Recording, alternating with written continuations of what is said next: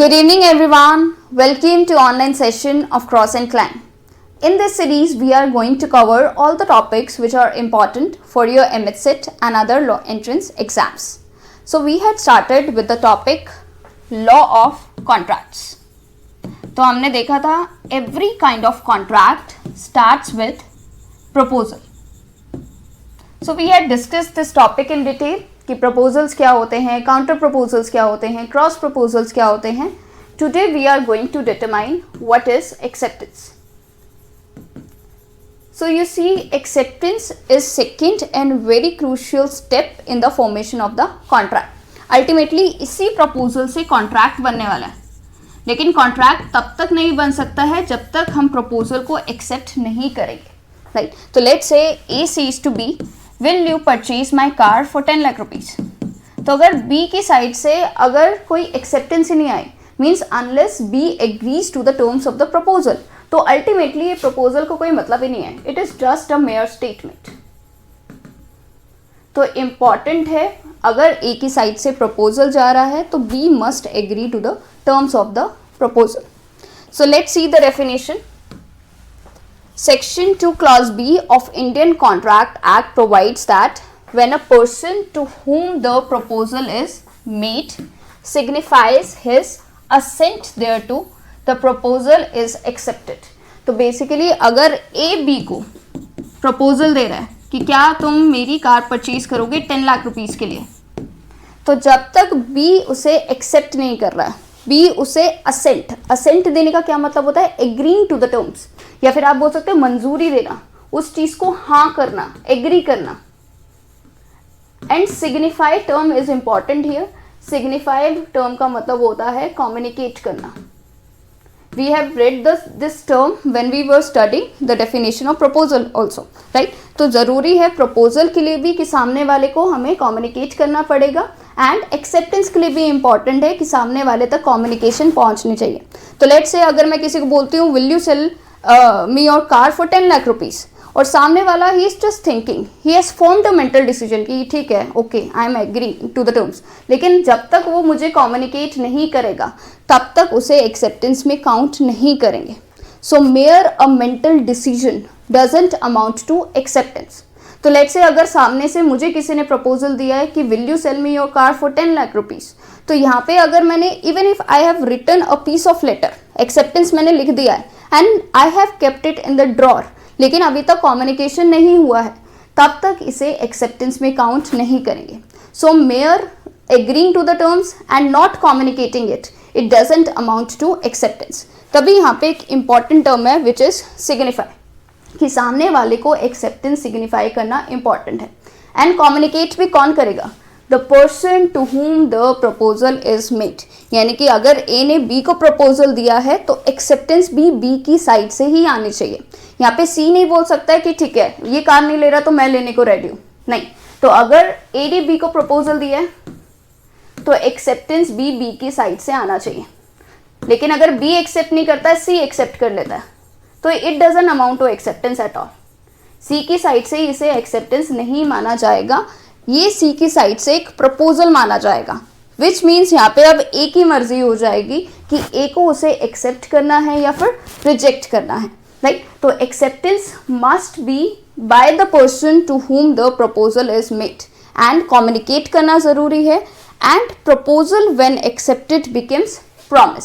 Proposal में हम जैसे ही एक्सेप्टेंस ऐड कर देंगे तो वैसे ही वो क्या बन जाएगा, प्रॉमिस.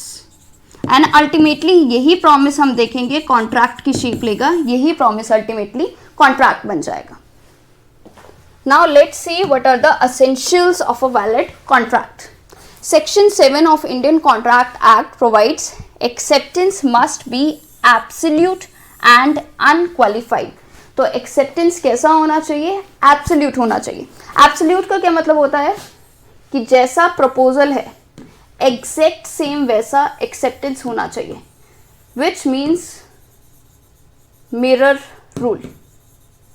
तो लेट्स से एक प्रपोजल वॉच से रिलेटेड है, ब्लैक कलर की वॉच है, 500 रुपीज के लिए है, तो एक्सेप्टेंस भी एग्जैक्टली उसी पर्टिकुलर वॉच के लिए होना चाहिए एंड 500 रुपीज़ के लिए ही होना चाहिए.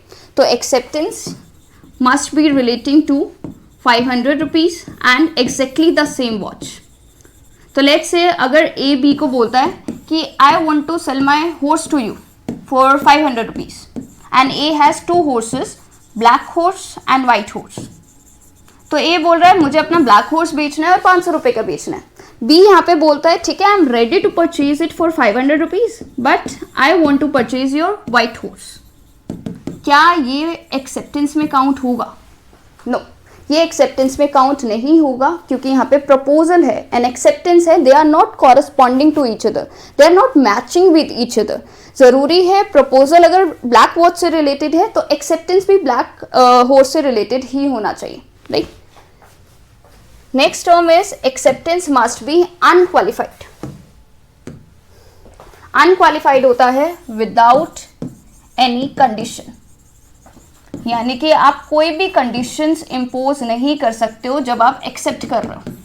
वही चीज कि acceptance must correspond to the proposal, exactly match, उसमें कुछ भी चेंजेस नहीं होने चाहिए। अगर थोड़ा भी चेंज हो गया तब उसे बोलते हैं counter proposal. Let's say A says to be कि मुझे अपनी कार सेल करनी है 10 लाख रुपीज़ की करनी है। बी बोल रहे 10 लाख रुपीज़ की तो बहुत एक्सपेंसिव है, 9 लाख ठीक है। तो जैसे ही आपने थोड़ा भी चेंज किया, 9.5 लाख भी बोल दिया, 9.8 लाख भी बोल दिया, इवन थोड़ा सा भी चेंज कर दिया, it doesn't amount to acceptance, it amounts to counter offer और counter proposal, which means B की साइड से अब एक अलग से एक नया प्रपोजल आ रहा है जिसे हम बोलते हैं counter proposal. Now it depends on A whether to accept the same और to reject, right. Next is acceptance must be without any condition. आप कोई कंडीशन बट इफ कुछ भी इम्पोज नहीं कर सकते हो। Let's say A says to be कि मुझे अपनी कार सेल करनी है, again same example, and 10 lakh rupees की करनी है। बी बोलता है okay I am ready to purchase your car, same car है, 10 लाख रुपीज़ की है, एक्सेप्टेंस सेम चीज़ से रिलेटेड है, लेकिन एक इफ़ लगा देता है, if my parents confirm the same, कि मैं पहले अपने पेरेंट्स से पूछ के बताऊंगा और फिर कंफर्म करता हूँ। तो जैसे ही उसने इफ़ लगा दिया या फिर एक कंडीशन वो लगाता है, इफ़ यू एग्री या यू अलाउ मी टू पे बाय इंस्टॉलमेंट्स और इन इंस्टॉलमेंट्स, तो वो बोलता है ठीक है मैं पे करने को रेडी हूँ, मैं 10 लाख रुपये पे करने को रेडी हूँ, लेकिन मैं इंस्टॉलमेंट्स में पे करूँगा, राइट। तो जैसे ही आपने थोड़ी भी कंडीशंस इम्पोज कर दी, it doesn't amount to acceptance, उसे हम एक्सेप्टेंस में काउंट नहीं करेंगे। That's why Indian contract act says acceptance must be absolute and unqualified. Absolute means completely exactly match करना चाहिए, थोड़ा भी वेरिएशंस या मॉडिफिकेशंस टर्म्स ऑफ प्रपोजल में नहीं होना चाहिए। Second, it must be without any condition, no ifs no buts. जैसे ही आपने इफ एंड बट लगा दिए, it doesn't amount to acceptance. Next is how can you accept, how can you make the acceptance, communicate कैसे करोगे? Performance of the conditions of proposal may amount to acceptance। ये important हो जाता है जब हम general proposal की बात करते हैं। तो let's say I lost my purse और मैं बोलती हूँ जिसको भी मेरा पर्स मिलेगा I will give him let's say 10,000 rupees. Let's say उस पर्स में बहुत इंपॉर्टेंट डॉक्यूमेंट्स थे, इंपॉर्टेंट चीज़ें थी, तो मैं बोल रही हूँ कि जिसको भी मेरा पर्स मिलेगा ना, मैं उसे 10,000 रुपीज़ दूंगी। तो it is general proposal because it has not been made to a specific person, it is made to the world at large. तो यहाँ पे जैसे ही हम जनरल प्रपोजल देते हैं तो ज़रूरी है सामने वाला मुझे एक्सेप्टेंस कम्युनिकेट करे। मतलब बेसिकली हर कोई मुझे कॉल करके बोलेगा yes I accept your proposal, I am going to find your bag and जैसे ही मुझे मिल जाता है यू गिव मी रिवॉर्ड, ऐसा पॉसिबल नहीं है। जनरल प्रपोजल के केस में जैसे ही आप कंडीशंस को परफॉर्म कर लेते हो उसे भी हम एक्सेप्टेंस में कवर कर लेते हैं, it still amounts to acceptance. Let's say मैं बोलती हूँ A says whoever finds my lost bag will get 10,000 rupees and B को ये कहीं से नोटिस मिल जाता है और बी क्या करता है, he goes and finds the lost bag. यहाँ पे बी जैसे ही बैग लेके आएगा वैसे ही ए यहाँ पे बाउंड हो जाता है 10,000 रुपीज़ देने के लिए। यहाँ पे ए ये नहीं बोलेगा तुमने मुझे कम्युनिकेशन तो किया ही नहीं, तुमने मुझे एक्सेप्टेंस कब कम्युनिकेट किया कि मैं तुम्हें 10,000 रुपीज़ दूँ। यहाँ पे बी क्या बोलने वाला है, performance of the conditions, which means I have performed your conditions. और कंडीशंस क्या थी कि बैग ढूंढ के वापस लेके आना है, राइट। तो जैसे ही बी ने बैग ढूंढा और बैग वापस रिटर्न कर दिया, B has perform the conditions of the proposal, it amounts to acceptance. इसे हम अल्टीमेटली एक्सेप्टेंस में ही कवर करेंगे।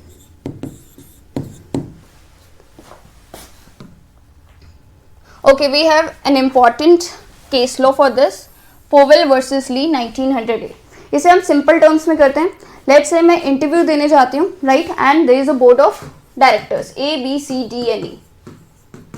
मेरा इंटरव्यू बहुत अच्छा हो गया है, यहाँ पे अब सब आपस में डिसाइड करते हैं कि ठीक है, okay, this person should be appointed. तो मुझे अपॉइंट कर लिया, लेकिन अभी तक it is just an internal communication, right. ये सारा इंटरनल कम्युनिकेशन चल रहा है, मुझे अभी तक ऑफिशियल कम्युनिकेशन नहीं आया। मैं सिर्फ गई हूँ, मैंने इंटरव्यू दिया है, आपस में ही उनकी बातचीत चल रही है। फिर बाद में D, let's say D is my friend, और डी मुझे कम्युनिकेट करता है good news that you have been appointed, और मैं यहाँ पे खुश हो जाती हूँ, राइट। तो डी आता है, एक इनफॉर्मल कम्युनिकेशन आती है उसकी साइड से कि yes you have been appointed and I am happy. कल पता लगता है कि actually it is not me who has been appointed, किसी और पर्सन को अपॉइंट कर लिया। Let's say G, some other person G has been appointed instead of मी।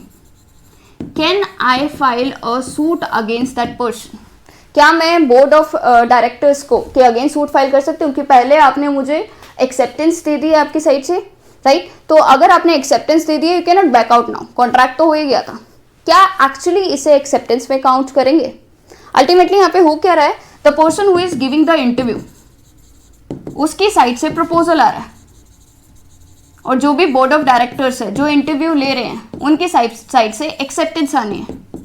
तो जैसे ही एक्सेप्टेंस आ जाएगी वैसे ही वो कॉन्ट्रैक्ट बन जाता है। लेकिन एक्चुअली ये एक्सेप्टेंस है, it is just an informal communication, सिर्फ ये इनफॉर्मल कम्युनिकेशन हो रही है। A B C D E की साइड से कोई भी मुझे ऑफिशियल कम्युनिकेशन नहीं आया है, विच मीन्स कोई भी ऑथराइज्ड कम्युनिकेशन नहीं हुई है। जब तक ऑथराइज्ड पर्सन से कम्युनिकेशन नहीं आता है तब तक उसे हम एक्सेप्टेंस में काउंट नहीं करते हैं, राइट। तो acceptance from an unauthorised person doesn't amount to acceptance. जो भी ये इनफॉर्मल कम्युनिकेशन हुआ है, डी की साइड से कम्युनिकेशन हुआ है, उसे हम एक्सेप्टेंस में कवर नहीं करेंगे, right. Next we have another important case law which is Feldhaus versus Bindele, in which the court held that silence doesn't amount to acceptance। वही चीज कि acceptance has to be communicated. जब तक सामने वाली पार्टी के साइड से communication complete नहीं हुआ है, प्रपोजल के लिए भी इंपॉर्टेंट है कम्युनिकेशन होना चाहिए, राइट। तो मैं एक एग्जांपल देती हूँ। Let's say A says whoever finds my lost dog will get 10,000 rupees. यहाँ पे बी को पता नहीं है प्रपोजल के बारे में, रिवॉर्ड के बारे में उसे पता ही नहीं है। बी को ऐसे ही कहीं डॉग मिला है और वो ए के पास लेके आता है। बी को 2 दिन बाद पता लगता है कि एक्चुअली ऐसा कोई रिवॉर्ड अनाउंस हुआ था। Can he claim 10,000 rupees? No, here he can not. Why? क्योंकि बी की नॉलेज में था ही नहीं, it was not within the knowledge of the acceptor, that is B, कि ऐसा कोई प्रपोजल भी हुआ है। जब तक आपकी नॉलेज में प्रपोजल नहीं होगा तब तक आप एक्सेप्ट भी क्या करोगे? अगर आपने एक्सेप्टेंस नहीं किया है तो अल्टीमेटली वो कॉन्ट्रैक्ट नहीं बना है, और अगर कॉन्ट्रैक्ट नहीं बना है तो be can not claim this 10,000 rupees, right. तो ये इंपॉर्टेंट टर्म था कि proposal must be within the knowledge of the person to whom it is made. आपकी नॉलेज में होना चाहिए, विच मीन्स कम्युनिकेशन आप तक रीच होनी चाहिए। अगर आप तक कम्युनिकेशन रीच नहीं हुई है तब तक आप उसे एक्सेप्ट भी नहीं कर सकते हो, अल्टीमेटली कॉन्ट्रैक्ट नहीं बनने वाला है। सेम विद एक्सेप्टेंस, अगर एक्सेप्टेंस कम्युनिकेट नहीं हुआ है, until the acceptance has been communicated, it doesn't amount to acceptance at all, which is the same thing कि silence doesn't amount to acceptance। इसके लिए हमारे पास केस है Feldhaus versus Bindele। इसमें क्या होता है, there was an uncle, he makes a proposal to nephew। तो अंकल क्या लिखते हैं नेफ्यू को, that I want to purchase your horse and if I hear no more about him I shall consider the horse mine, which means मुझे आपका horse purchase करना है और अगर आपकी साइड से कुछ भी कम्युनिकेशन नहीं आती है, which means if you remain silent, तो मैं मानूंगा कॉन्ट्रैक्ट हो गया है और हॉर्स मेरा हो गया है, राइट। तो यहाँ पे अंकल क्या लेके चल रहे हैं कि साइलेंस अगर आपकी तरफ से आती है तो माना जाएगा कॉन्ट्रैक्ट कंप्लीटेड। एंड इस केस में नेफ्यू को एक्चुअली लेटर मिल गया है, nephew actually intended to sell the horse to uncle, और उन्होंने अपने ऑक्शनियर को भी इंस्ट्रक्ट किया है कि ये पर्टिकुलर हॉर्स आपको नहीं बेचना है, लेकिन ऑक्शनियर क्या करता है, एक्सीडेंटली बाय मिस्टेक उस हॉर्स को बेच देता है। Can uncle file a suit against nephew, क्या अंकल यहाँ पे बोलेंगे कि मैंने तो बोला था कि हॉर्स मेरा हो जाएगा और अगर नेफ्यू की साइड से कोई कम्युनिकेशन नहीं आएगा, राइट, और नेफ्यू ने कम्युनिकेट नहीं किया है, विच मीन्स कॉन्ट्रैक्ट हो गया है अल्टीमेटली, तो एक्चुअली नो, यहाँ पे uncle can not file a suit against nephew. क्यों नहीं कर सकते हैं यहाँ पे, because silence doesn't amount to acceptance. Nephew की साइड से जब तक क्लियर कम्युनिकेशन नहीं होती है तब तक हम उसे एक्सेप्टेंस में काउंट नहीं करेंगे, which means no acceptance, ultimately no contract. Next is counter offer doesn't amount to acceptance. Same thing we have studied कि अगर आपकी साइड से acceptance में या acceptance आप जो भी दे रहे हो, proposal के terms में थोड़ा भी variation होता है, थोड़ा भी modification होता है, उसे ultimately हम acceptance नहीं count करेंगे, उसे हम बोलेंगे counter offer, right? वही example let's say A says to B कि मुझे आपकी वॉच लेनी है 1000 रुपीज़ की, बी से 1000 तो बहुत ज़्यादा है, 950 ठीक है, तो थोड़ा भी चेंजेस हुआ प्राइस में, टर्म्स में, वैसे ही उसे हम एक्सेप्टेंस काउंट नहीं करेंगे, हम उसे बोलेंगे काउंटर प्रपोजल और काउंटर ऑफर।